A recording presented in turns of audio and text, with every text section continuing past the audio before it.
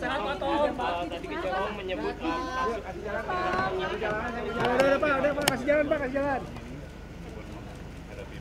Pak, jangan dikit Pak, nggak kedengeran. Tadi ditanya sama Pak.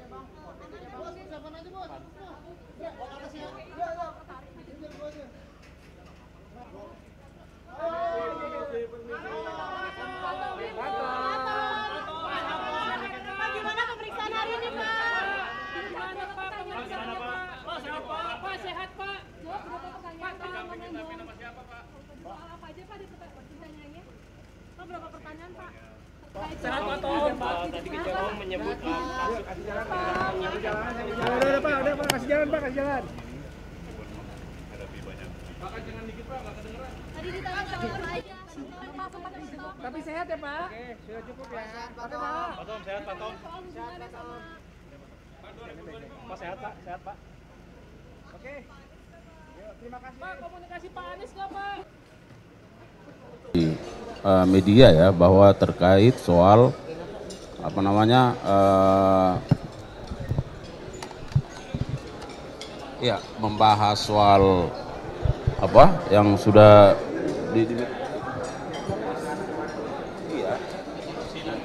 iya, terkait soal perizinan ilegal dan masalah tindak pidana korupsi. Nah, terkait derivasinya seperti apa nanti kita tunggu bagaimana arahan-arahan selanjutnya dari Pak Jaksa Agung. Tapi bahwa karena ini sifatnya arahan yang sudah disampaikan oleh Bapak Presiden kepada Bapak Jaksa Agung dan dihadiri para jaksa agung muda teknis, maka tentu seperti yang disampaikan oleh Pak Jampirum tadi, para jaksa agung muda tindak pidana umum akan membuat satu kajian ya, satu formula terkait dengan apa yang sudah diarahkan oleh Bapak Presiden. Nanti kita tunggu aja perkembangannya ya.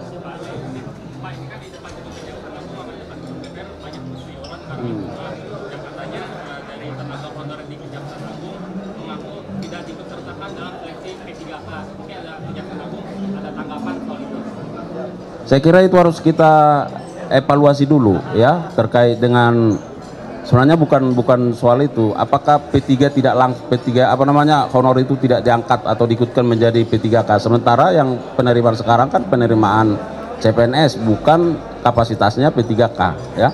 Kami nanti akan coba konfirmasi juga kepada personal ya, aturannya seperti apa sih sehingga sampai ada seperti itu ya kan. Karena yang setahu kita bahwa teman-teman di daerah itu yang selama ini masuk dalam tenaga PPNPM ya, mereka ikut ujian dan pada lulus, ada yang lulus. Nah, cuman konteksnya ini apakah misalnya dia tenaga honorer yang harus langsung ikut diangkat menjadi tenaga P3K. Nah, ini yang mau nanti saya cek dulu ya. Ya, karena persoalannya apakah penerimaan CPNS ini statusnya P3K atau bukan itu. Nah, yang kami ketahui ini ASN, untuk penerimaan ASN ya. Nah, jadi harus kita klarifikasi dulu nanti dengan bidang personal ya.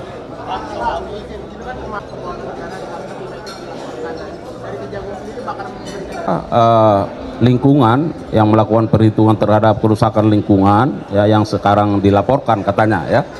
Tentu kita harus mengacu kepada hukum acara yang ada ya. Kalau kita membaca tentang keterangan ahli dan bahkan undang-undang terkait soal perlindungan saksi dan korban, di dalam pertimbangannya itu justru disebutkan bahwa ahli dalam memberikan keterangannya itu adalah bersifat mandiri dan harus dilindungi ya. Oleh karenanya tentu kami sebagai institusi ya negara yang meminta perbantuan terhadap ahli untuk melakukan perhitungan ya, tentu kami akan melakukan langkah-langkah juga ya. Nanti kita lihat perkembangannya seperti apa.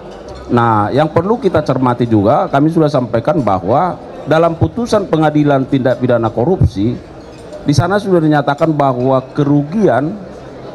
kerusakan lingkungan itu sudah menjadi bagian dari kerugian keuangan negara, sehingga totalnya 29 plus 271 menjadi 300 triliun. Artinya kerugian kerusakan lingkungan yang dilakukan kajian dan perhitungan oleh ahli yang kita minta itu berarti sudah diadop oleh pengadilan.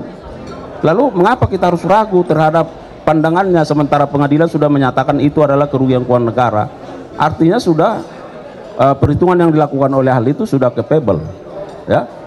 Nah, oleh karenanya kita juga sangat menyesalkan kalau masih ada pihak-pihak yang mencoba, ya, membuat suasana ini menjadi keruh, melaporkan dan seterusnya. Nah, kami akan mempertimbangkan hal-hal lain, ya. Ketika kalau misalnya nanti dalam perkembangannya, nah ini kan kita lihat seperti apa. Apakah ini menjadi bagian dari upaya untuk menghalang-halangi dan seterusnya? Tentu nanti kita lihat perkembangannya.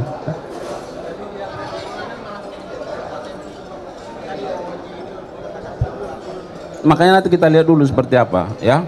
Nah, sekarang kan kita juga belum tahu prosesnya di bubble kan.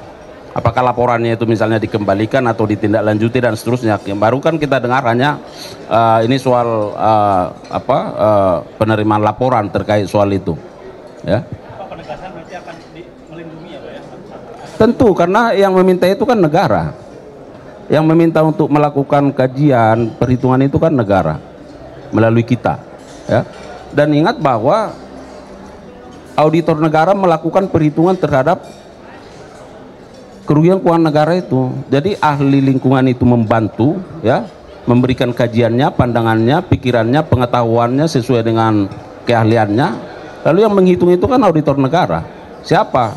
Kita minta bantuan dari BPKP dan hitungannya 300 triliun lebih, dan oleh pengadilan itu disetujui berdasarkan putusannya menjadi kerugian keuangan negara seluruhnya.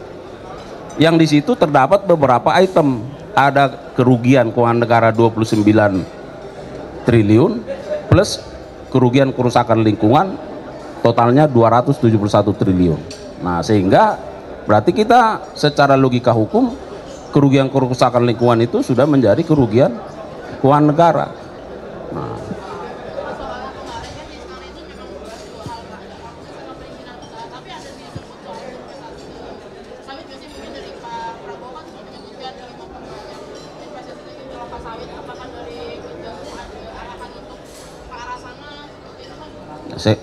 saya juga belum tahu, nanti kita lihat, ya. Oke.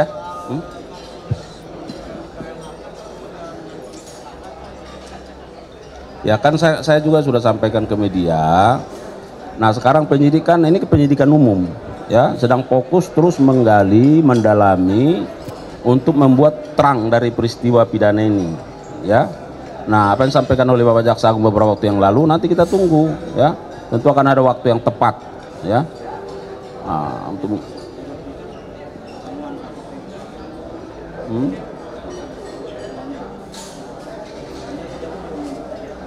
ya, itu juga masih terus didalami, ya, masih terus dalami. Beberapa waktu yang lalu Jampisus juga sudah memberikan keterangan kan, ya, penyidik akan terus mendalami karena misalnya, kalau misalnya ZR menyatakan ini dari A, kan tidak semudah itu juga kita menuduh A, kan itu juga harus dilihat bagaimana mensreanya, aktus reusnya, keterkaitannya seperti apa. Dan itu kan harus perlu didalami. Makanya Pak Jampisus beberapa waktu yang lalu menyatakan bahwa penyidik akan terus mendalami terkait soal 920 plus 51 itu, ya. Kalau nanti sudah ada diumumkan, ya. Oke, ya. Nah, untuk pemeriksaan TTL itu benar, jadi yang bersangkutan itu diperiksa sebagai saksi untuk tersangka lain. Nah, tersangka lain itu juga diperiksa untuk yang bersangkutan. Jadi namanya apa ya? Saksi mahkota, ya.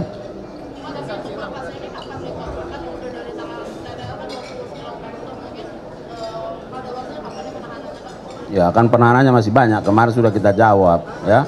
Tapi yang pasti biasanya nih kalau TTL sudah diperiksa untuk tersangka ini diperiksa untuk TTL. Nah, berarti kan penyidik ini sudah mulai di puncak nih dalam konteks penyelesaiannya, ya. Ya, kita harapkan aja, karena saya sudah sampaikan penyidik nggak bermain-main, terus siang malam fokus bagaimana menyelesaikan perkara-perkara ini semua, ya, termasuk TTL.